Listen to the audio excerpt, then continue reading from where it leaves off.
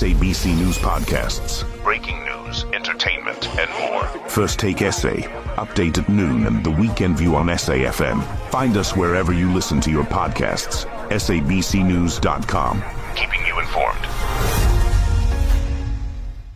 President Cyril Ramaphosa has called for diplomatic efforts to end the war following reports of a U.S. strike on Iranian nuclear sites.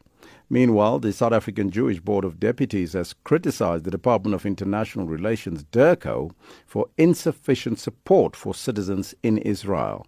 This follows a travel advisory urging South Africans in Iran to register with the Tehran embassy. Wendy Khan, the National Director of the South African Jewish Board of Deputies, joins us to discuss this. A very good morning to you, ma'am, and welcome. Good morning, Elvis. Ms. Khan, what do you make of the President Cyril Ramaphosa's call for dialogue between Israel and Iran, especially in the context of South Africa's previous stance on the Israeli-Palestinian conflict? Yeah, we always believe in dialogue. We think that dialogue is critical in terms of resolving issues. And that's what's been so incredibly painful in South Africa. That week when 7 October happened, there was no reaching out to Israel at all after that horrific massacre. And within days, our government was talking to Hamas. It's very difficult to be able to play a role in bringing parties together in dialogue and calling for dialogue when you're taking one side of the conflict. Now, you've criticized the Department of International Relations, DIRCO, for insufficient support for citizens in Israel. So how does the South African Jewish Board of Deputies respond to the criticism that your condemnation of DIRCO's handling of the situation might be driven by partisan interest rather than genuine concern for citizen safety?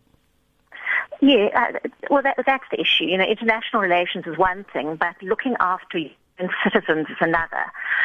When they closed the embassy which they said was a temporary closure, in November 2023, we went to the President. We had a big meeting with the President, with the then Minister of International Relations, Naledi Pandor, and we said to them, this is a problem. There are South Africans in Israel who need consular assistance.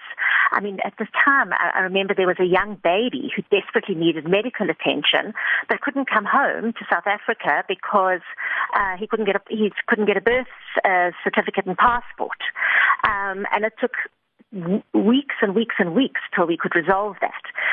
South African citizens abroad should be afforded consular assistance when they need it, and a government is letting us down by not providing that. And at that meeting, President Ramaphosa, he said we will do everything we can to provide consular service even though the embassy is closed down. And now when we're having this terrible crisis, we have people living in shelters, people absolutely terrified by what's going on there, and the South African government is nowhere to be seen. There's no consular assistance. There's the offer to South Africans living in Iran to please come and register. We're going to look after you. We're going to watch out for you. In Israel, there's nothing. There's absolutely nothing. And it's a disgrace.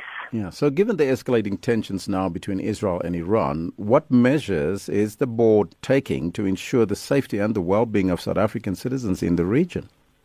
Well, we shouldn't have to be doing it. This is a government. Constitutionally, the government should be looking after their own citizens, but they're not. They have completely abandoned, and it's not just Jewish South Africans there. Many pilgrims, Christian pilgrims there. There are many study programs happening. We've got young people there, and the fact that there is a total disinterest by DIRCO is neglecting their constitutional responsibilities to us, and it's very, very hard to deal with. We as a Jewish Board of Deputies are now having to field questions and concerns and stress and anxiety from these people. How are they going to get home? Other governments are already starting to plan evacuation flights,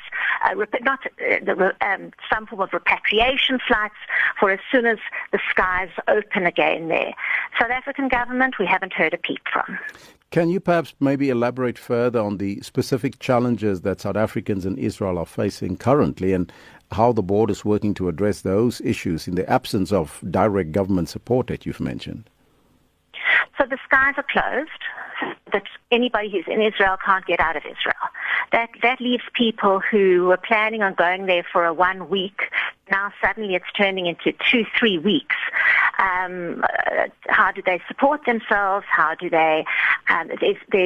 There's bombings of buildings. People, in our Jewish newspaper this week, we read horrific stories of buildings being bombed and falling down, and suddenly people are injured. People need housing.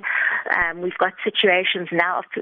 Hopefully, we're hoping that the conflict shortly will come to an end. How do we get our citizens back quickly? These are the kind of issues that is causing incredible stress.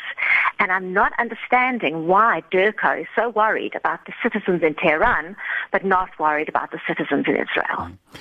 What role do you see South Africa playing in mediating the Israel-Iran conflict, considering the country's own domestic challenges that we have and the complexities of the international situation?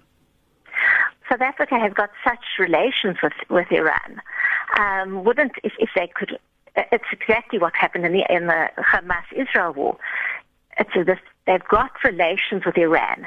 If they had relations, if they were to open up the embassy and have real relations with Israel, they would be uniquely placed to be able to be mediators, be facilitators in this conflict. But they can't be, because they have absolutely shut the door on Israel, and that's not healthy. You talked about dialogue in the beginning. Dialogue is not possible when you've shut the door in terms of one of the parties. I thank you so much for your time and joining us here this morning. Thanks, Elvis. That was Wendy Khan, the National Director of the South African Jewish Board of Deputies. SABC News podcasts, breaking news, entertainment, and more. First Take SA, update at noon, and the Weekend View on SAFM. Find us wherever you listen to your podcasts. SABCnews.com, keeping you informed.